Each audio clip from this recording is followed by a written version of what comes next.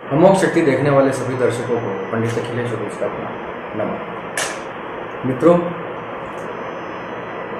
आज मैं आपको, वैसे तो भक्ति की कहानियां आप सबने खूब सुनी होंगी, भक्ति की महात्म्य भी आपको पता होगा, इसके लाभ भी आपको पता होंगे। आज मैं आपके सामने माता शबरी की भक्ति की कुछ रहस्य आपके सामने रखना चाहता हूँ। शबरी का नाम हम सबने सुना है, माता शबरी हम उन्हें कहते हैं। रामायण में एक चरित्र है। असल में वो कौन थी, उनके साथ क्या हुआ था, राम से मिलने के पीछे उनका क्या प्रयोजन था, ये सारी बातें हम इस वीडियो में करेंगे। और अंत में उनकी भक्ति, अंत में उनके बेर में, जो बेर उन्होंने भगवान राम को खिलाए थे, उन बेरों में ऐसा क्या था, उस बेरों का क्या रहस्य था, उसके क्या प्लस माइनस थे, इसके बारे में भी अंत में हम बात करेंगे। तो वीडियो को पूरा देखिए, बहुत जानकारी मिलने वाली है इस वीडियो में। शबरी जो है वो छोटी थी, तो भिल्ल समुदाय, भिल्ल यानी अभी जो हम जिनको भील समुदाय बोलते हैं, भिल्ल समुदाय से थी। भिल्ल समुदाय का अर्थ ये था कि धनुष और बाण का जो प्रयोग करते हैं, बिल और बुलव, इस प्रकार से कुछ शब्द है, मुझे याद नहीं आ रहा ठीक से, मराठी में इस प्रकार से उल्लेख है इस शब्द का, भील का। तो आप मोटा मोटी ये समझिए कि धनुष और बाण का प्रयोग करने वाली जंगल में रहने वाली प्रजाति, वो भील समुदाय थी। उस वक्त, उस समय पे उस समुदाय के लोग जब विवाह करते थे तो विवाह के अंदर कई सारे पशुओं की, अनेकों पशुओं की बलि दी जाती थी अपने देवता के समक्ष, अपनी देवी के समक्ष। तो शबरी जब छोटी थी तो एक्चुअली उसका नाम श्रमणा था, श्रमणा। तो श्रमणा जब छोटी कन्या थी तो उसका विवाह भी, जो उसके पिता ने किसी एक भील बालक से उसका विवाह तय कर दिया। लगभग 11 वर्ष की उसकी उम्र थी, और उसके पिता जो थे भील समुदाय के सरदार थे। तो जब भील सरदार के बेटी की शादी है तो 108 पशुओं की बलि चढ़ाने का वहां पर जो है कार्यक्रम रखा गया। जब श्रमणा को ये बात पता चली, कि पता तो उसको था कि ऐसी रीतियां हमारे कुल परंपराओं में होती हैं, तो उसे ये चीज उसे ठीक नहीं लगी। उसने अपने पिता को मना किया कि इस प्रकार से पशुओं की बलि जो है पिताजी नहीं देनी चाहिए। तो छोटी सी कन्या थी, उस वक्त विवाह ऐसे ही होते थे, 11 साल 12 साल। तो पिता ने उसकी बात सुनी नहीं। तो विवाह से एक दिन पहले वो श्रमणा, वो शबरी वहां से अपने घर छोड़कर भाग गई। उसने विवाह नहीं किया क्योंकि वो नहीं चाहती थी कि सैकड़ों बेजुबान जानवरों को जो है इस प्रकार से मारा जाए। तो वो अपना घर छोड़कर भाग गई और दंडक वन की तरफ आ गई। दंडक अरण्य। तो दंडक वन में मातंग ऋषि का आश्रम था। उसके पास में उसने अपनी छोटी सी कुटिया बनाई, और कई वर्षों तक जो है, क्योंकि उसे पता था कि मैं भील समुदाय से हूँ, तो एकदम ऋषि के, इतने बड़े ऋषि, मातंग ऋषि जो है उस वक्त सबसे श्रेष्ठ ऋषियों में माने जाते थे। तो वो अपनी सहज बुद्धि से, उसे ये लगा कि इतने श्रेष्ठ ऋषि मुनियों के आश्रम में मैं कैसे पग धरूं। तो उसके पास में ही उसने अपना एक छोटी सी कुटिया बना ली, वहां रहने लगी। और ऋषि मुनि जिस रास्ते पर निकलते थे, जिस मार्ग पर वो निकलते थे जंगल में, उस रास्ते को वो रोज साफ करती थी, उस पर फूल बिछा देती, उनकी सेवा करती, पानी के घड़े वगैरह उनके लिए रख देते कि रास्ते में प्यास लगे तो ऋषिगण जो है यहाँ से पानी पी सकें। तो ये सब कुछ दिनों तक चला। तो मातंग ऋषि को पता लगा कि ऐसी ऐसी व्यवस्था अपने आप हो रही है जंगल के अंदर। तो उन्होंने पता लगवाया, अपने शिष्यों को भेजा और पता लगाया कि कौन करता है। तो उन्होंने जब देखा तो एक छोटी सी कन्या है 11-12 वर्ष की, वो ये सब इतनी जो है सब सेवा कर रही है ऋषियों की। तब उन्होंने उसको, कन्या को बुलाया मातंग ऋषि ने, और उससे पूछा कि तुम कौन हो, कहाँ से आई हो, ये सब क्या कर रही हो। तो उसने सही कारण बताया कि इस प्रकार से जो है मैं अपना घर छोड़कर आ गई हूँ और आपके आश्रम में रहने के लिए आई हूँ। तो मातंग ऋषि ने उसे एक ही बार में अपने आश्रम में उसे जो है एंट्री दे दी कि तुम अंदर आओ और यही रहो। और फिर उसको भगवान का नाम जपना सिखाया और सारी विद्या वगैरह ये सारा। कन्या वहीं रहने लगी।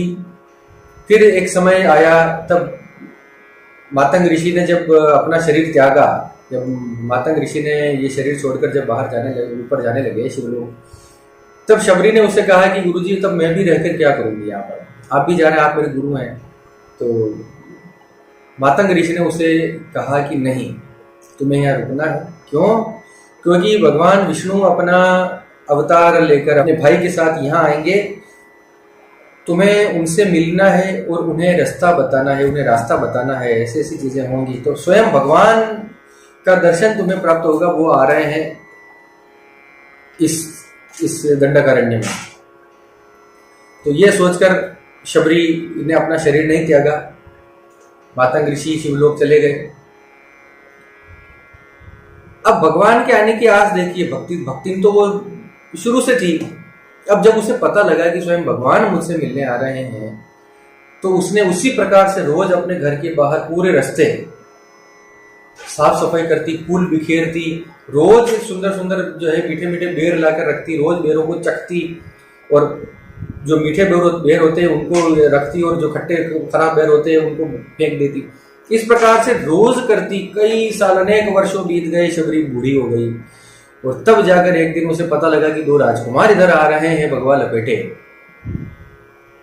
तो वो समझ गई कि अब मेरे भगवान आ गए। तो उसने उसी प्रकार से जो सारी व्यवस्था करके जमा रखी थी, साफ सफाई करना और अपने चखे हुए बेरों को रखना। तो भगवान जब आए और सारी चीजें हुई, उसने बताया कि इधर किष्किंधा की तरफ जो है, इधर ऋषिमुख पर्वत पर सुग्रीव रहते हैं, और इस प्रकार से वो सारा बताया, वो सबको बताया। असल बात क्या हुई, भगवान राम ने उसके झूठे बेर खाए। तब लक्ष्मण जी ने जो है, उन्हें ठीक नहीं लगा कि क्या वास्तव में ये हमें खाना चाहिए कि नहीं। तो लक्ष्मण जी ने वो बेर नहीं खाए, राम जी ने खा लिए। अब इसके पीछे रहस्य क्या है? भक्त जब अपनी साधना करता हुआ, अपनी तपस्या में लीन रहता हुआ, अपने तपस्या के अंश को इतना ज्यादा बढ़ा लेता है, इतना ज्यादा उसका ग्राफ जो है, उस तप के बल को इतना शक्तिशाली, इतना अधिक कर लेता है कि भगवान को उसके वश में आना पड़ता है। भगवान उसके झूठे बेर भी खाएंगे। भगवान क्षत्रिय थे, उच्च कुल के थे, और शबरी भिल्ल समुदाय की मानी गई। लेकिन कई सारे पेच हैं इस कहानी के अंदर, जो आपकी हमारे समझने लायक है। पहली तो जाति पाति पे व्यवस्था जो है, इसके ऊपर जो है कुठाराघात है। उस समय पे स्वयं भगवान ने शबरी के बेर खाए, झूठे बेर। लक्ष्मण जी ने नहीं खाए।